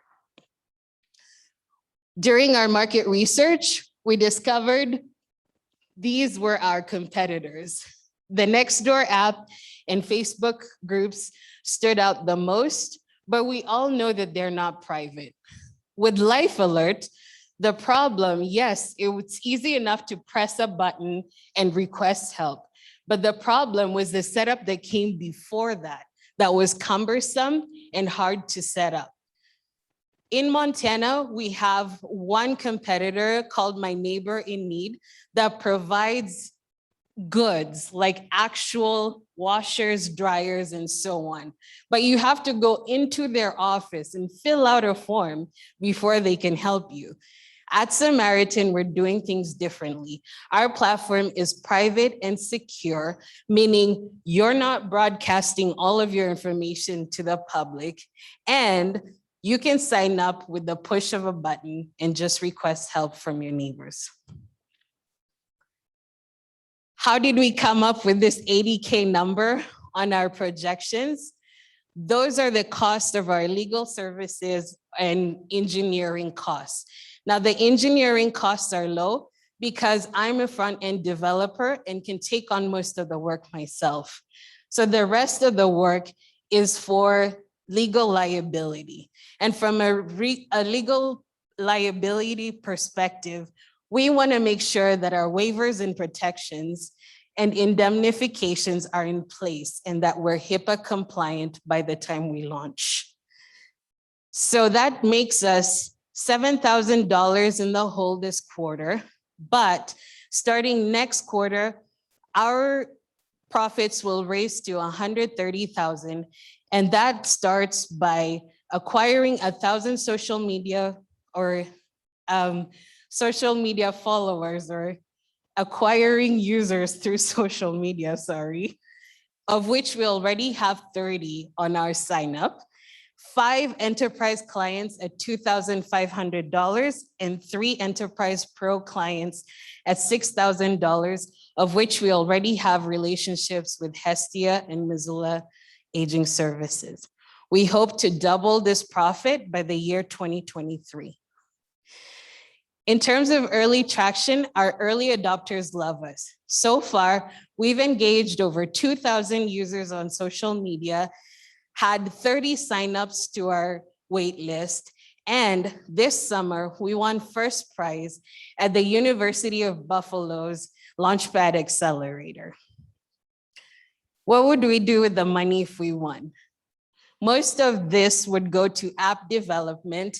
Again, as a front-end developer, we're looking for a back-end developer to create the rest of our app. The rest of it would also go to legal. And an additional ask that we have is for any of you with expertise in this field to become a mentor or advisor to our team, and also give us access to your strategic partnerships. I am an MBA candidate and community health graduate.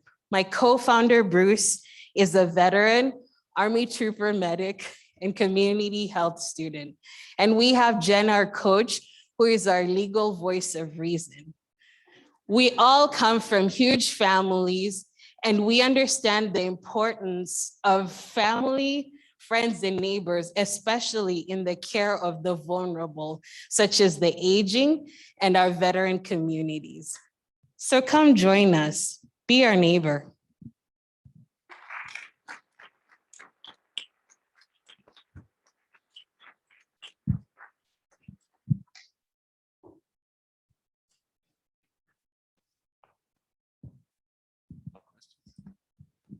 Colleen always has a question. So Oh, I guess you can't go back to any slides, but I'm curious about kind of what your customer model looks like and how you have kind of derived your information about like, you know, why there's value in having just one user or, 5 contacts versus the enterprise. To me, it seems like the real value is kind of in the enterprise or the larger scale. So can you tell me about like those small scale ones that you're planning to monetize and maybe what percentage of your revenue that's going to look like or what that? That's a good question.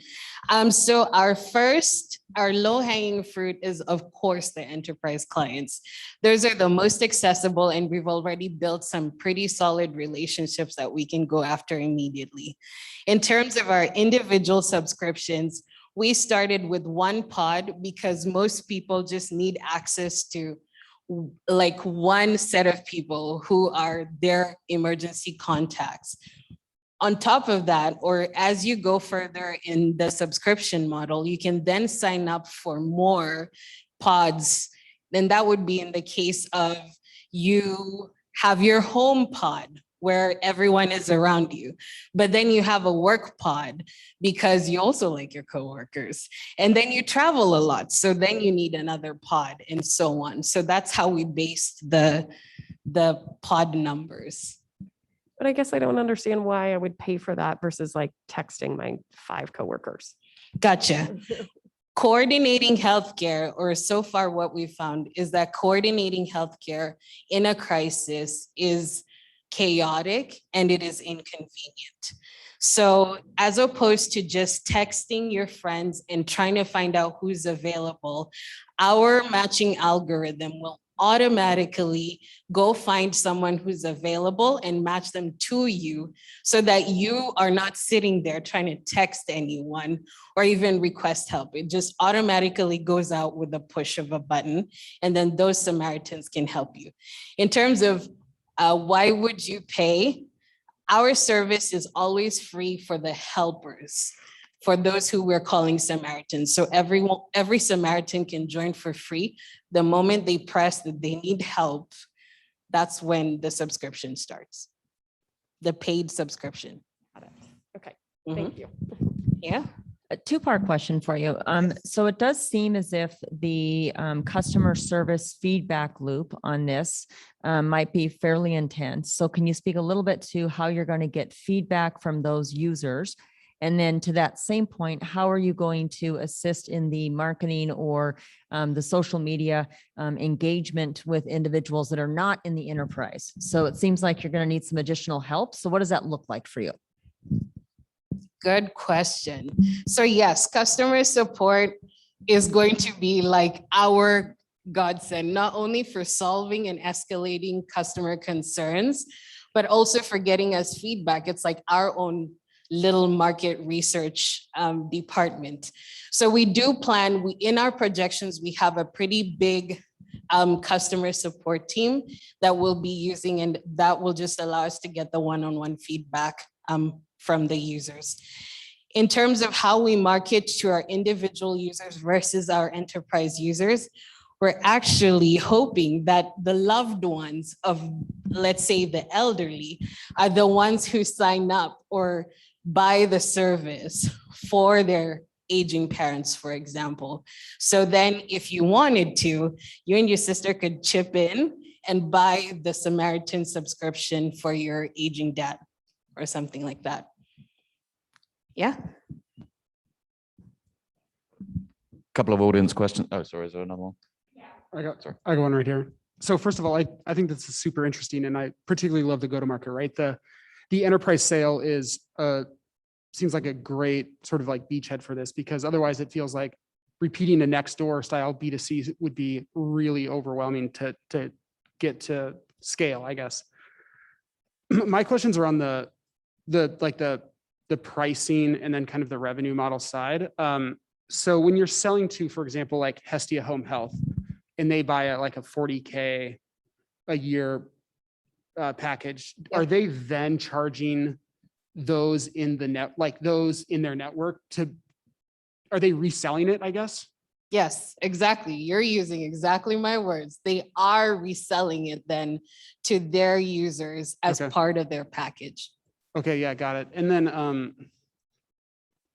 have you played around with like, so your neighbor that fell mowing his lawn, right? Mhm. And he was like, I would do anything to not have to pay for $1,000 walk back to my house. Yep. And your model is going all the way from like super expensive $1,000 a call to free. Like, Yep. have you played with, do you anticipate there being like a model where he would have paid somebody $50 to come over and like walk him back to his house if it meant that it was more, yes, I get that it's not as good, much of a like Good Samaritan if you're not doing it for free, but there's still a lot of room to play with there to make it better than the alternative if it means that it's more likely to get somebody over there to help. I Do you have like that do- idea. Yeah, I don't know if have you thought about that? Yes, we have thought about that, and I like that idea. We're looking at, one of the options that we've considered is like a credit, maybe that you can just like give or have. And in that way, then Samaritans can use that credit for something else. For example, like free paint. I don't know.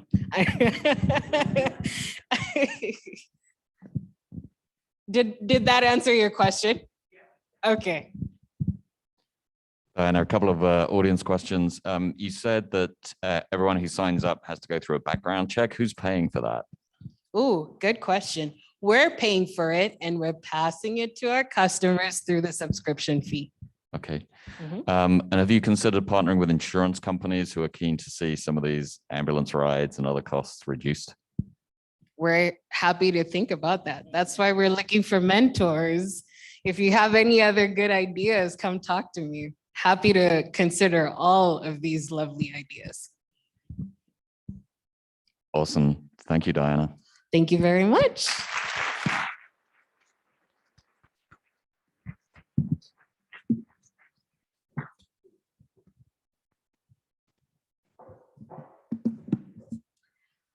Now it's time for the audience to vote for the People's Choice Award and for the judges to rank the top 4 finalists. Go to menti.com, use the code 8840-4587 to vote for your favorite team. Again, if you're having any challenges, raise your hand and a Launchpad member will help. Judges, you should have a link that allows you to rank the finalists 1 through 4. If you're having problems, again, raise your hand and someone will help. This event would not be possible without our generous sponsors. I'd like to thank our silver sponsors tonight, MoFi, Think Green Inc. Founder David Carlson is the first winner of the competition, is in attendance. Anderson Zermulin and Cascadia Management Group. And our hotel sponsors are Comfort Inn, Staybridge Suites, Come On In, and AC Marriott. Let's give them a round of applause.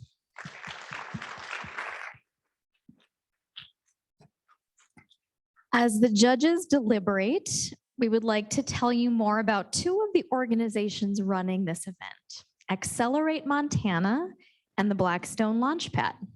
These programs help students at pursue fruitful careers in entrepreneurship and business, and hopefully inspire them to compete in the John Ruffato Business Startup Challenge in the future. Here tonight to tell us more are students Reed Miller and Zita Ottersbach. Come on up, Reed and Zita. Thank you so much for having us. Thank you for being here. All right. I have a few questions. First, I'd like to introduce them. Reed is a student at the University of Montana and Davidson Honors College, majoring in economics with a minor in nonprofit administration and international development studies. For the Blackstone Launchpad, he is a venture coach as well as the venture coaching coordinator. And Zita is a student at studying communications with a focus on rhetoric and public discourse. She is an Indigenous and Rural Outreach Ambassador for Accelerate Montana's Rural Innovation Initiative and works very closely with the Blackstone Launchpads to manage the Accelerate Montana Project Support Internship. So first we'll start with Reed. Can you tell us about the venture coaching program? Yes, I love talking about the venture coaching program and I love talking with my clients. So the venture coaching program provides free small business and nonprofit coaching services to students, alumni, faculty, and staff. And we are proudly funded by First Interstate Bank. It's really a community resource supporting entrepreneurship, both here on campus and in the wider Missoula community. How did you decide to get involved? Yes, I read an email. What was interesting about the email is there was 4 other job postings. For whatever reason, I read the last one, and it was this. And it was described kind of generically as coaching or consulting. And I thought, oh, that sounds cool. I couldn't believe that I could actually apply for that now. But that isn't what's interesting really about it, is how I found out about it. What's interesting is why I have stayed with it. And it's really how the meaningful interactions I have with clients. Because these people are some of the most driven, curious, ambitious people, as you saw this evening and all throughout today. And that's what really gives me joy, connecting with students, alumni, community members who are really doing exciting work to create financial prosperity and value in their lives and in their community lives. So. Tell us about the venture coaching internship program. Yes, I actually just this week started training a new group of venture coach interns. And this is an opportunity for students, including master's students.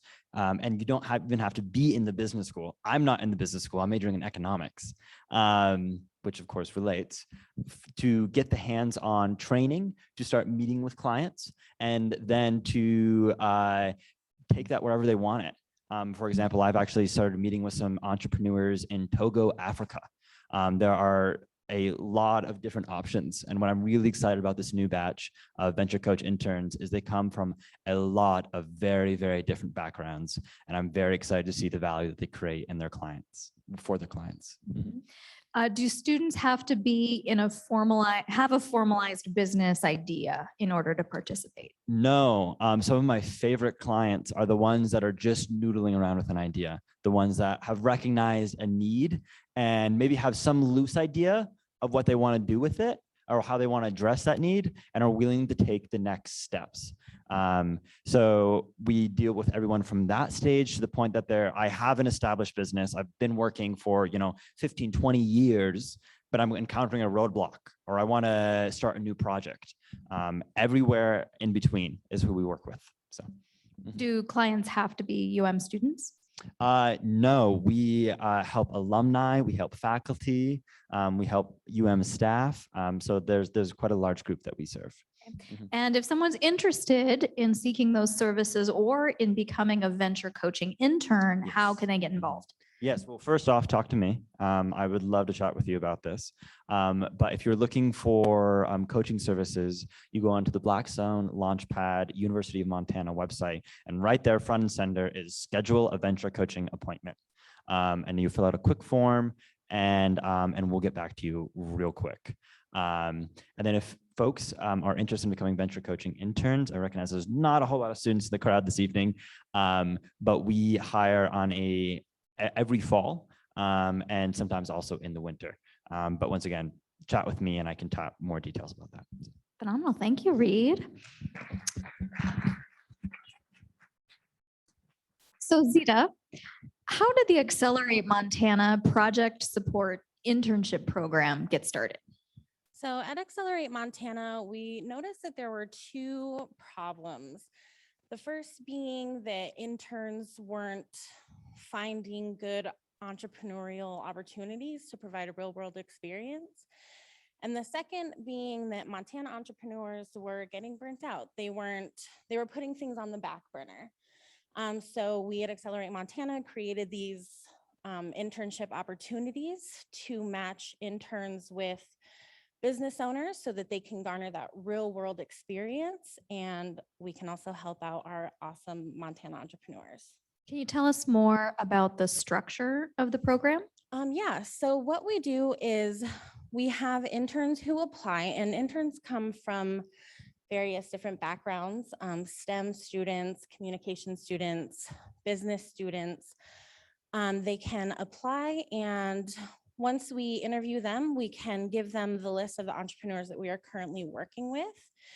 And then they look at the projects, and then we can match them with an entrepreneur to interview with that entrepreneur. And if it's a good fit, then we go ahead and place them in that internship opportunity. Oh, sorry. Oh, I was going to ask, what would you say are the benefits? So students are able to earn a stipend or a credit, and it also takes some weight off of the businesses because we use Accelerate Montana funds to pay for that stipend, and they can get, like I said, credits, and then the business owner can get some free help to pursue the things that they want to pursue, if that be marketing or anything like that. They can go ahead and utilize that support. And how can students and entrepreneurs get involved? So for students, if you're interested, we encourage you to go to our Handshake page to apply, or you can reach out to anyone on the Accelerate Montana team and we can help you pursue that. For business owners, we encourage you to go to acceleratemontana.umt.edu, or you can reach out directly to Jake Treese at his UM Connect email. If you have that, we can Raise your provide hand, that. Jake. You here? Yeah. He's always He's in the- outside. yeah. He's managing the voting. Yeah. So we'll point him out later if you need him. Or you can reach out to Carl Unterschutz, and he is also one of our Accelerate Montana managers. All right. Excellent. Thank you, Rita and Zita. And now I don't know. I don't see the judges back yet. We need a little break. Okay, let's take a break. I don't have any filler material. So we'll take a short break. We'll reconvene back here once the votes have been compiled, and we'll announce the winners.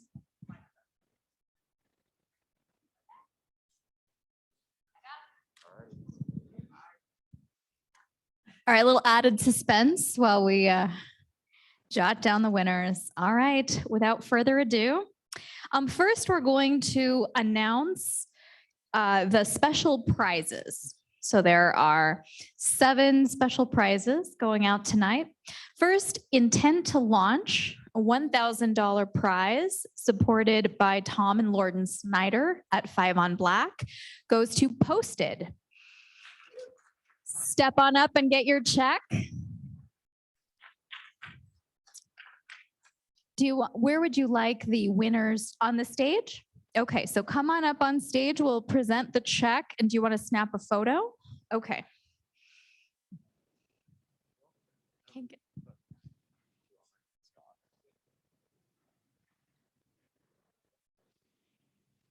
you want masks on or off for the benefit of?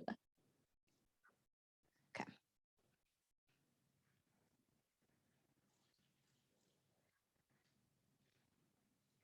Okay, congratulations, Posted.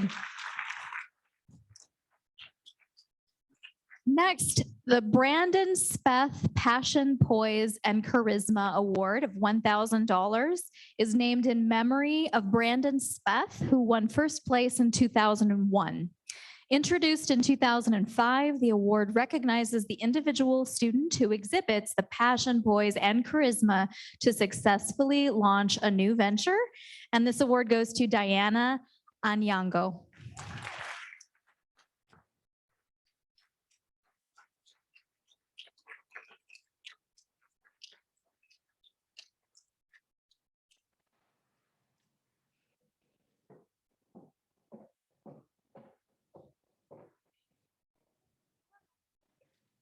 All right. And you can take off masks for the picture if you wish.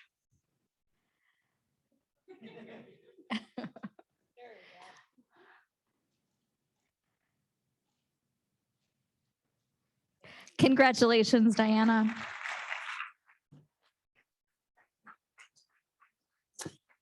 The most innovative prize is sponsored by Blackfoot and C2M Beta of $1,500. I'd now like to invite Bo Bailey from Blackfoot to come on up and present the award.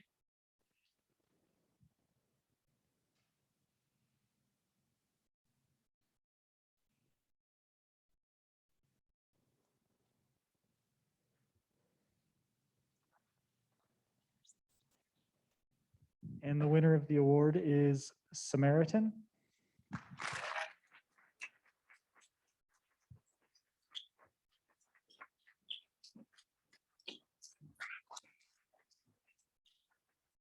We can have Bo present the check if you want. I can hold something if you wish. You got it? Oh, the banner. Okay. Am I in the way?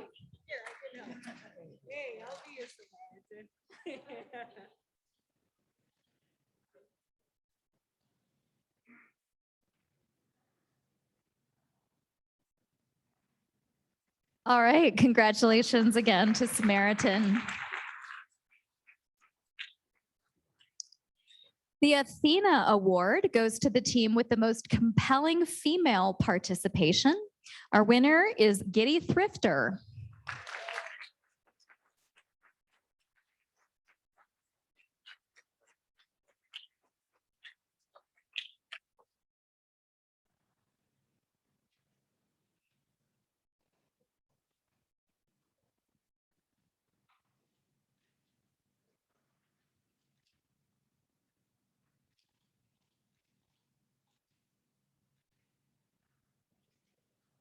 You can take the whole check.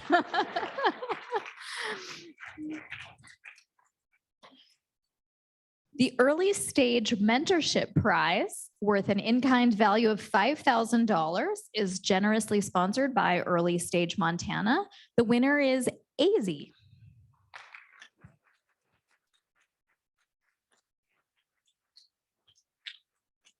you want it? And we'll invite Jen from Early Stage Montana to come up and present the check.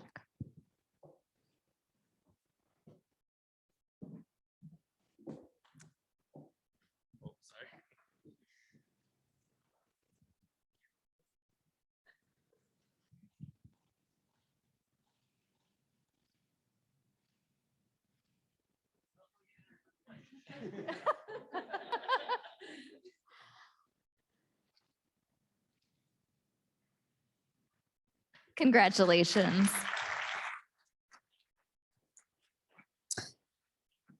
Now we arrive at the two prizes that were voted on by the public.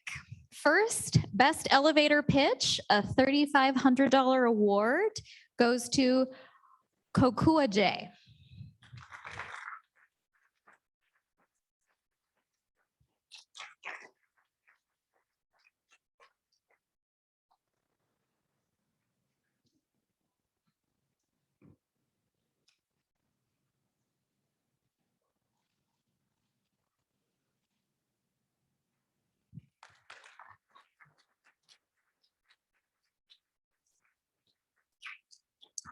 And our People's Choice Award, also $3,500, voted on by the public, of course, was to Posted.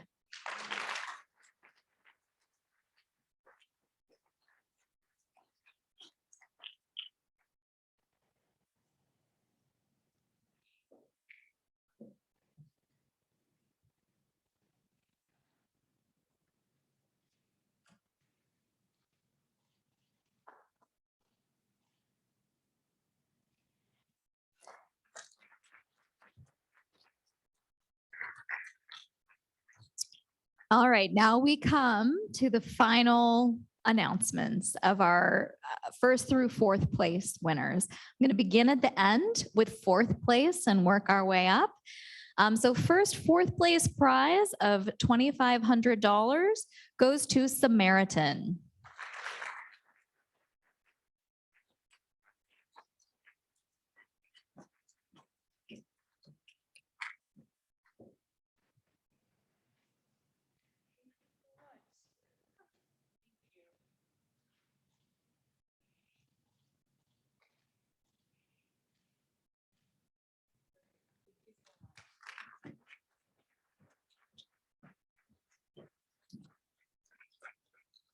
Third place, $5,000 prize goes to Bridgeable.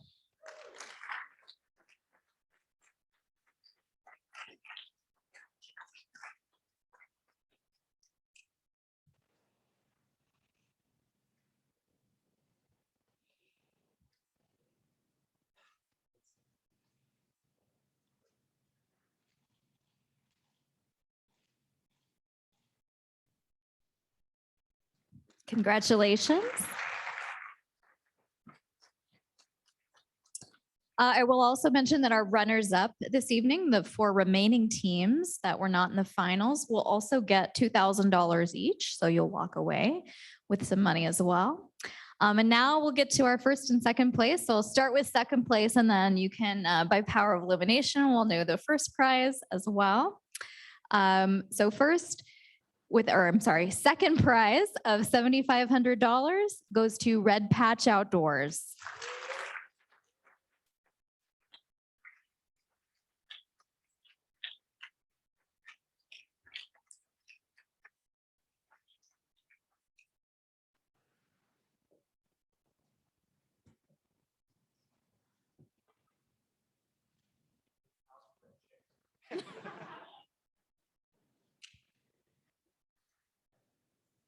Magnetic.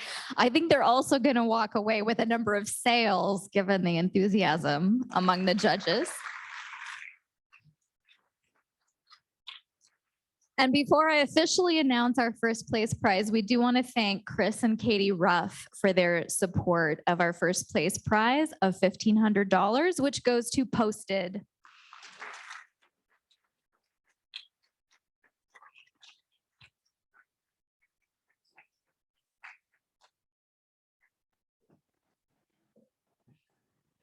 Okay, here comes the check. Oh, good. And the Ruffs are coming up to present the check as well.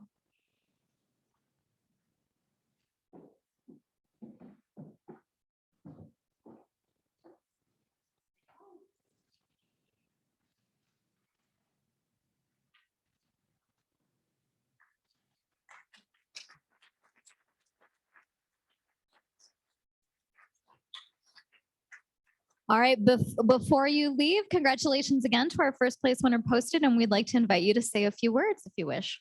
I'll hold your check. Thank you so much. First, just thank you to everyone who's here. What makes this so valuable and memorable is just the people. Our startup community is amazing. The broader startup community is amazing, but more so in Montana here. So the Launchpad, insanely influential. And thank you so much to everyone who made it possible, sponsors, and thank you for the support.